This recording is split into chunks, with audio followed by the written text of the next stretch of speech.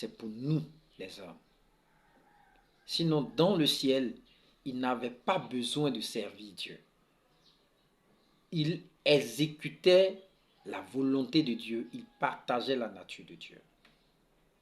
Il a appris à servir Dieu pour le besoin de la mission,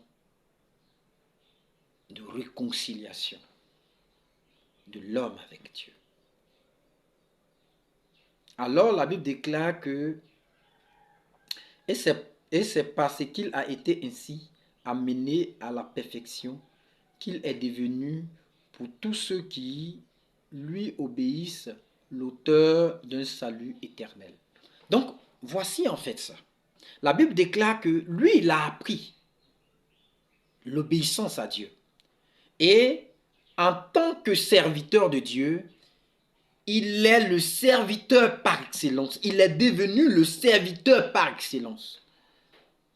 En sorte que, en obéissant à ses consignes et à ses principes, on devienne avec lui des serviteurs excellents du Père.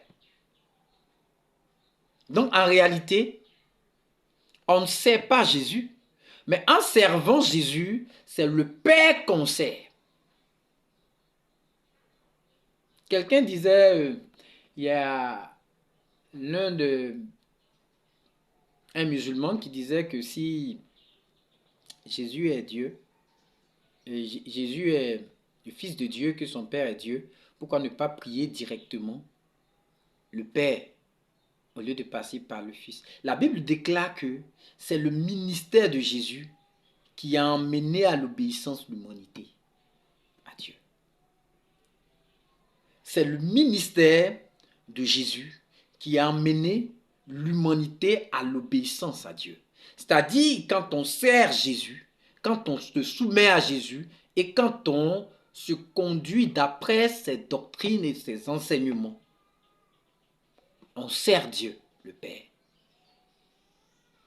On sert Dieu le Père. On sert Dieu le Père. Parce qu'il a eu le service parfait. Et ce service-là nous met dans la position des serviteurs parfaits de Dieu.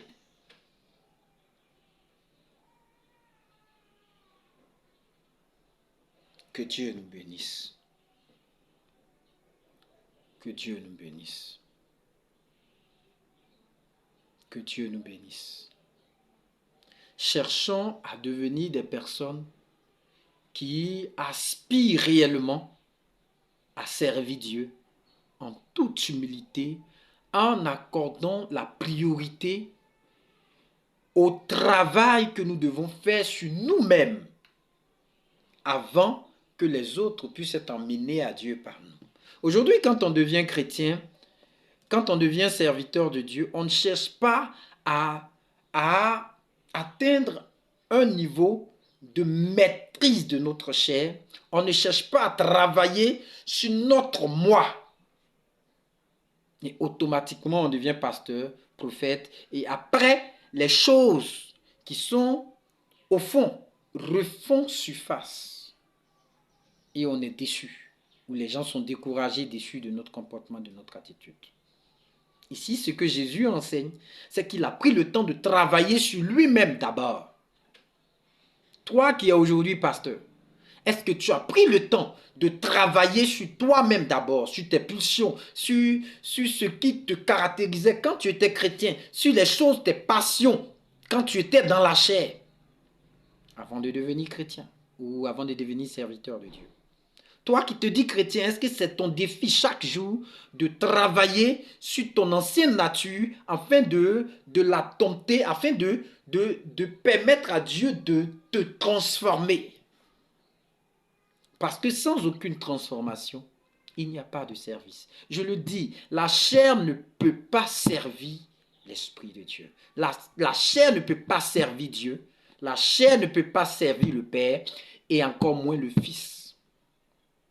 Parce que pour servir le Père, pour nous qui sommes chrétiens, la Bible déclare que nous qui sommes sauvés par le ministère de Jésus, qui sommes identifiés à la personne de Christ, pour que nous puissions être approuvés par Dieu le Père, il faut que nous partagions la nature du Fils. C'est pourquoi la Bible déclare que nous devons être en tout point semblables à lui, jusqu'à devenir la statue parfaite du Christ. Son image et avoir son identité. Avoir son image et son identité. Mais son image, c'est ça, apprendre l'obéissance à Dieu. Et dans l'obéissance à Dieu, il y a la crainte de Dieu. Parce que quand on se confond à Christ, quand on s'associe à Christ, quand on devient un avec Christ,